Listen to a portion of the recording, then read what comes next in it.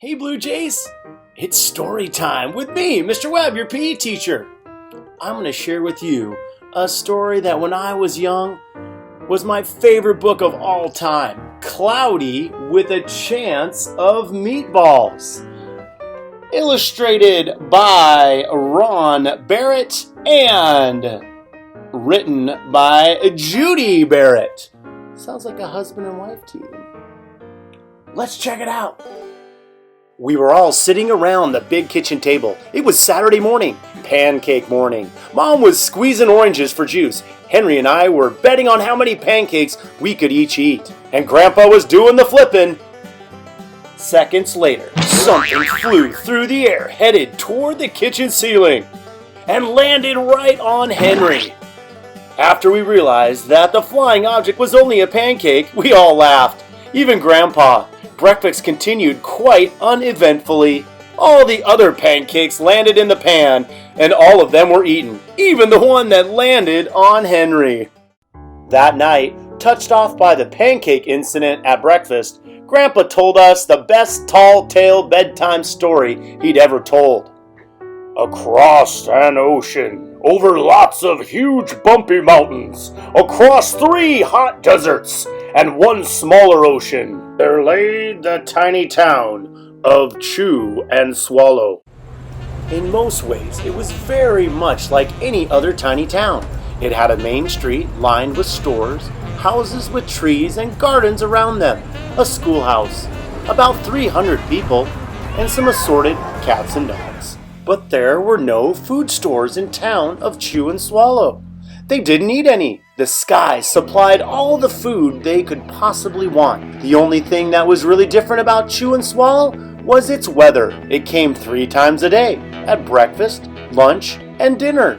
Everything that everyone ate came from the sky. Whatever the weather served, that was what they ate. But it never rained rain. It never snowed snow. It never blew just wind. It rained things like soup and juice. It snowed mashed potatoes and green peas. And sometimes the wind blew in storms of hamburgers. The people could watch the weather report on television in the morning. This week, we're going to have some highs in the mid. And they would even hear a prediction for the next day's food. When the townspeople went outside, they carried their plates, cups, glasses, forks, spoons, knives, and napkins with them. That way, they would always be prepared for any kind of weather. If there were leftovers, and there usually were, the people took them home and put them in their refrigerators in case they got hungry between meals. The menu varied. By the time they woke up in the morning, breakfast was coming down. After a brief shower of orange juice, low clouds of sunny-side-up eggs moved in, followed by pieces of toast. Butter and jelly sprinkled down for the toast, and most of the time it rained milk afterward. For lunch one day, frankfurters, already in their rolls, blew in from the northwest at about 5 miles an hour. There were mustard clouds nearby when the wind shifted to the east and brought in baked beans. A drizzle of soda finished off the meal. Dinner one night consisted of lamb chops, becoming heavy at times with occasional ketchup. Periods of peas and baked potatoes were followed by gradual clearing, with a wonderful jello setting in the west. The sanitation department of Chew and Swallow had a rather unusual job for a sanitation department. It had to remove the food that fell on the houses and sidewalks and lawns. The workers cleaned things up every meal and fed all the dogs and cats. Then they emptied some of it into the surrounding oceans for the fish and turtles and whales to eat. The rest of the food was put back into the earth so that the soil would be richer for the people's flower gardens. Life for the townspeople was delicious, until the weather took a turn for the worst. Spaghetti ties up town. One day there was nothing but gorgonzola cheese all day long. The next day there was only broccoli, all overcooked. And the next day there were Brussels sprouts and peanut butter with mayonnaise. Another day there was a pea soup fog. No one could see where they were going, and they could barely find the rest of the meal. They got stuck in the fog. The food was getting larger and larger. So were the portions. The people were getting frightened. Violent storms blew up frequently. Awful things were happening. One Tuesday there was a hurricane of bread and rolls all day long into the night. There were soft rolls and hard rolls, some with seeds and some without. There was white bread and rye and whole wheat toast. Most of it was larger than they had ever seen bread and rolls before. It was a terrible day. Everyone had to stay indoors, roofs were damaged, and the sanitation department was beside itself. The mess took the workers 4 days to clean up, and the sea was full of floating rolls. To help out, the people piled up as much bread as they could in their backyards. The birds picked at it a bit, but it just stayed there and got staler and staler.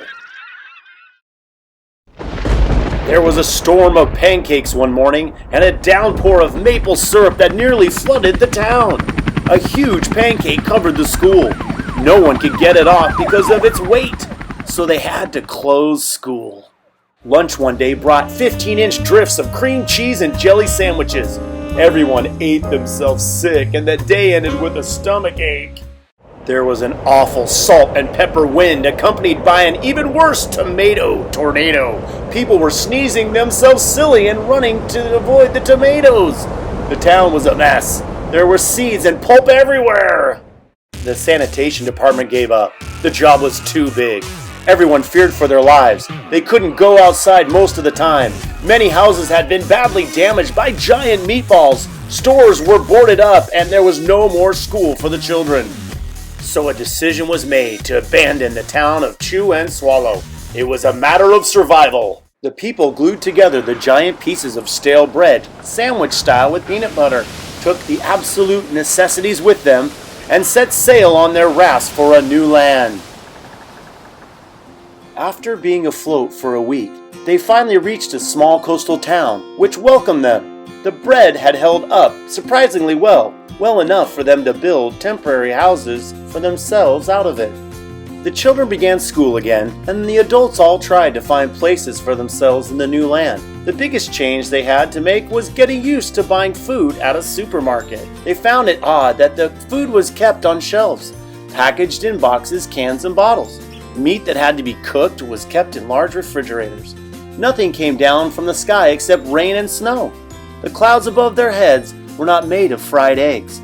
No one ever got hit by a hamburger again, and nobody dared to go back to Chew and Swallow to find out what had happened to it. They were too afraid. Henry and I were awake until the very end of Grandpa's story. I remember his good night kiss. The next morning, we woke up to see snow falling outside our window. We ran downstairs for breakfast and ate it a little faster than usual so we could go out sledding with Grandpa. It's funny, but even as we were sliding down the hill, we thought we saw a giant pat of butter at the top, and we could almost smell mashed potatoes. The end. Well, Blue Jays, what did you think? Wasn't that a great story? The illustrations are probably my favorite part of the book.